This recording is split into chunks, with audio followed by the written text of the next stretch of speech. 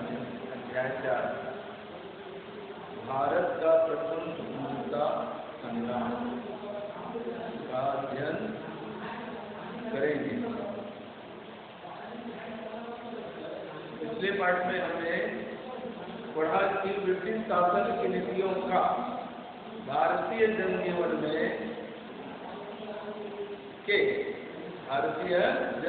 के कृषि, वन, शिक्षा, दस्तकारी, शिल्प आदि क्षेत्रों पर बहुत बुरा प्रभाव पड़ा, जिसके कारण सन 1765 से 1856 के बीच भारत के विभिन्न भागों में बहुत से विद्रोह हुए।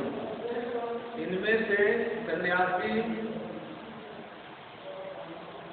बहावी, होलीगर, मुगला के विद्रोह प्रमुख हैं। ये विद्रोह असंगठित एवं सीमित क्षेत्रों में थे, इसलिए अंग्रेजों की शक्तिशाली सेना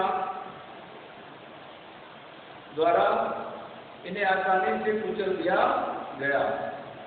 1857 में जो विद्रोह हुआ वह नियोजित एवं व्यापक क्षेत्र में फैला हुआ था।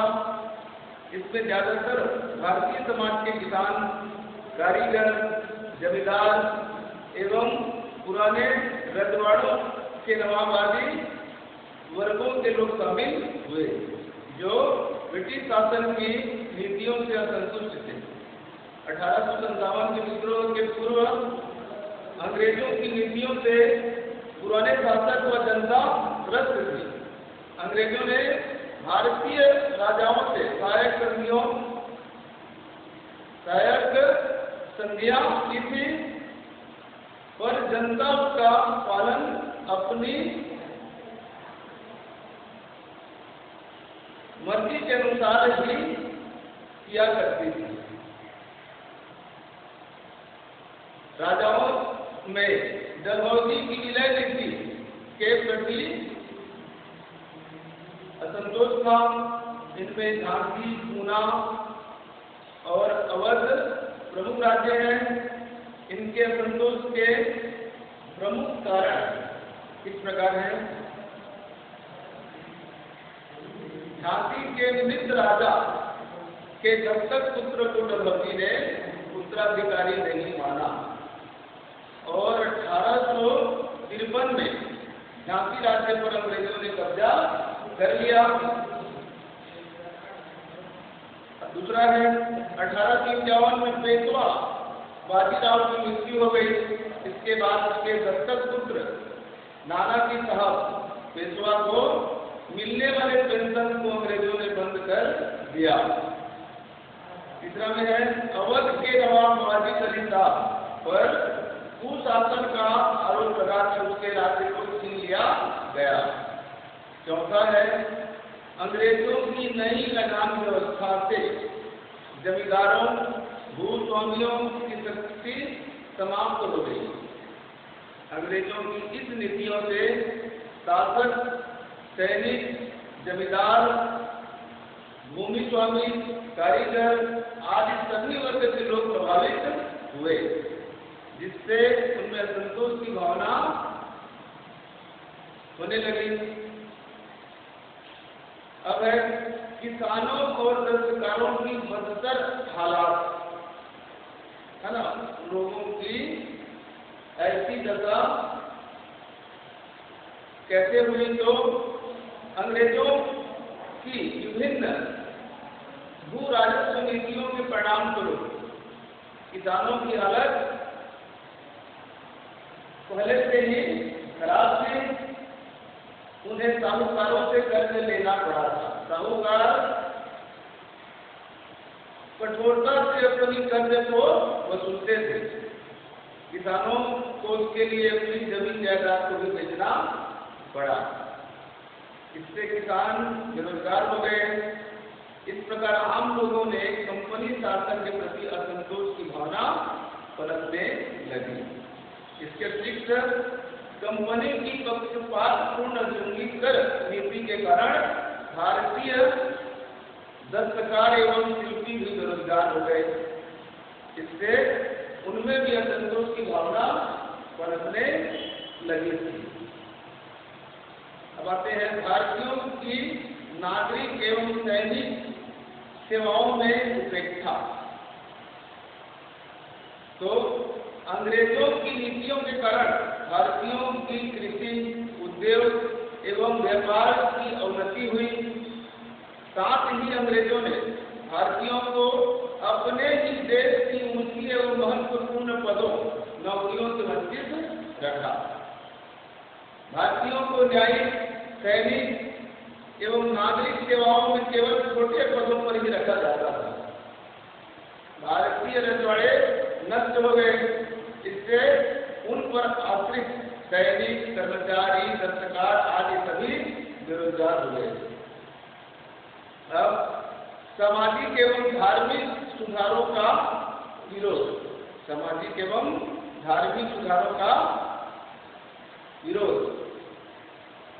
कंपनी शासकों ने भारतीय समाज में प्रचलित सती प्रथा, बालिका के विरोध में तथा विधवा विवाह के पक्ष में नए कानून बनाए।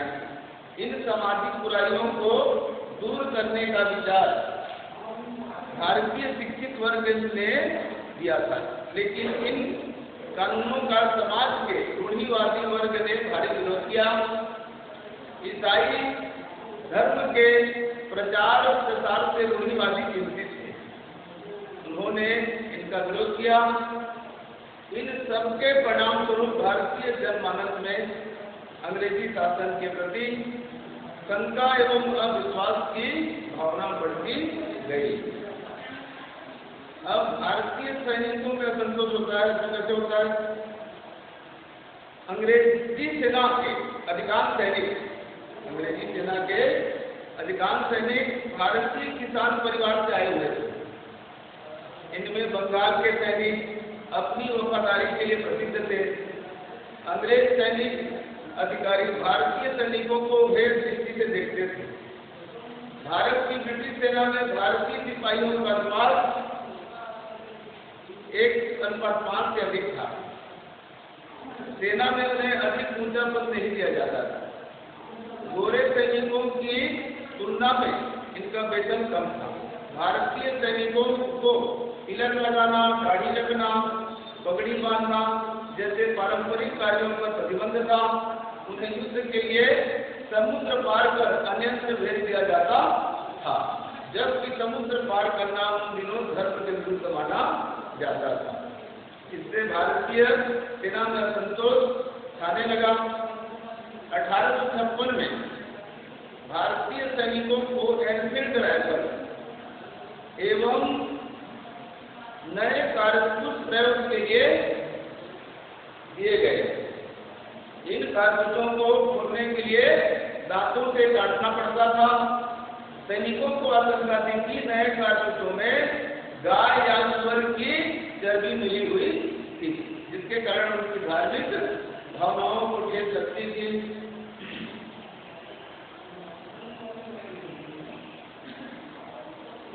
मार्च 1857 की बात है, जब कलकत्ता के निकट बैरकपुर की फौजी छावनी में सेना की परेड चल रही थी। इसी समय सेना के एक सिपाही मंगल पांडे ने नए बंदूक, जिसकी कारतूस में चर्बी लगे हुए थे, का प्रयोग करने से इनकार कर दिया। अंग्रेज अधिकारी ह्यूसन ने उसे इन बंदूकों और कारतूसों के प्रयोग करने का आदेश दिया, किंतु मंगल पांडे ने आदेश नहीं माना, तो उसे गिरफ्तार करने का आदेश दे दिया गया। तब क्रोध में आकर मंगल पांडे ने ह्यूसन पर गोली चलाई। उसने पास खड़े अन्य अंग्रेज अधिकारी पर भी गोली चला दी। देश के अन्य सैनिक छावनियों में विद्रोह जंगल की आग की तरह फैल गया। फलस्वरूप 10 मई 1857 को मेरठ छावनी की पूरी भारतीय पलटन ने विद्रोह कर दिया। उसने जेल में बंद अपने साथियों को उड़ाकर दिल्ली की ओर प्रस्थान किया। रास्ते में हजारों लोग इन विद्रोहियों के साथ हो गए। खबर पाकर दिल्ली छावनी के भारतीय सिपाही भी इन सैनिकों के साथ आकर मिल गए। मुगल बादशाह बहादुर शाह जफर से नेतृत्व संभालने का आग्रह किया गया। अब विद्रोह के मुख्य केंद्र तो शीघ्र ही विद्रोह की आग उत्तर प्रदेश, मध्य प्रदेश, बिहार, झारखंड, छत्तीसगढ़, दिल्ली आदि स्थानों तक फैल गई। सैनिकों द्वारा प्रारंभ किए गए इस विद्रोह में स्थानीय किसान, कारीगर, जमींदार, राजा, आम जनता भी शामिल हो गए। अब आता है विद्रोह का नेतृत्व। तो शीघ्र ही विद्रोही सेना ने दिल्ली पर अपना अधिकार जमा लिया। दिल्ली में विद्रोह का नेतृत्व सम्राट बहादुर शाह जफर के हाथों में था, किंतु इसका संचालन सेनापति रस खान ने किया। लखनऊ में अवध की बेगम हजरत महल, कानपुर में नाना साहब तथा तात्याटोपे, झांसी में रानी लक्ष्मीबाई, बिहार में कुंवर सिंह तथा बुंदेलखंड में अहमदुल्ला ने विद्रोह का नेतृत्व किया। छत्तीसगढ़ में हनुमान सिंह एवं वीर नारायण सिंह ने अंग्रेजों के विरुद्ध विद्रोह किया। यहाँ विद्रोह काफी व्यापक थे। इस विद्रोह में आम लोगों ने भी बड़ी संख्या में भाग लिया। झांसी की रानी लक्ष्मी बाई ने वीरता से अंग्रेजों का सामना किया और वीरगति प्राप्त की। इस प्रकार उन्होंने आम जनता को अंग्रेजों के विरुद्ध विद्रोह करने की प्रेरणा दी। अब छत्तीसगढ़ के विप्लव तो रायपुर जिले के बड़ौदा बाजार के पास सोना खान नामक स्थान है। वीर नारायण सिंह वहां के जमींदार थे। वे अपने जनहित कार्यों के फलस्वरूप लोकप्रिय थे। सन 1856 ईस्वी में सोना खान में भयंकर अकाल पड़ा। लोग अन्न के अभाव में भूख से मरने लगे। लोगों की जीवन रक्षा के लिए वीर नारायण सिंह ने एक व्यापारी के गोदाम में इकट्ठा कर रखे गए अनाज को जनता में बंटवा दिया। व्यापारी ने इसकी शिकायत अंग्रेज अधिकारी से की, जिसके कारण वीर नारायण सिंह को गिरफ्तार कर रायपुर की जेल में बंद कर दिया गया। सन 1857 ईस्वी को वे रायपुर की जेल से भाग निकले। उन्होंने लगभग 500 किसानों की सेना संगठित कर ली। 1 दिसंबर 1857 को अंग्रेजों की सेना के साथ वीर नारायण सिंह का मुकाबला हुआ। अंग्रेजों ने सोना खान के पड़ोसी देवरी के जमींदार से मदद मांगी। उसकी सहायता पाकर अंग्रेजों ने वीर नारायण सिंह को गिरफ्तार कर लिया। बाद में रायपुर लाकर दिखावे का मुकदमा चलाया और 10 दिसंबर 1857 को उन्हें फांसी दे दी गई। इस प्रकार देश की स्वाधीनता आंदोलन में यह महान सपूत शहीद हो गया। शहीद वीर नारायण सिंह का त्याग और बलिदान व्यर्थ नहीं गया। रायपुर फौजी छावनी में मेघवीर लश्कर हनुमान सिंह राजपूत थे। 18 जनवरी 1858 को उसने सिडवेल नामक अंग्रेज सैनिक अधिकारी की हत्या की और फरार हो गए। इस तरह उन्होंने रायपुर में स्वतंत्रता संघर्ष को जारी रखा। अंग्रेजों ने हनुमान सिंह के 17 साथियों को गिरफ्तार कर लिया। गिरफ्तार लोगों पर 2 दिन मुकदमा चला। उन्हें सेना से बगावत करने एवं राष्ट्रद्रोह करने के आरोप में 22 जनवरी 1858 को सैनिकों एवं जनता के समक्ष सार्वजनिक रूप से फांसी पर लटका दिया गया। वे शहीद थे। सर्व श्री गांधी खां, शिव नारायण, गुलीन, अब्दुल हमाद, पन्नालाल, माता दीन, ठाकुर सिंह, अकबर हुसैन, लाल सिंह,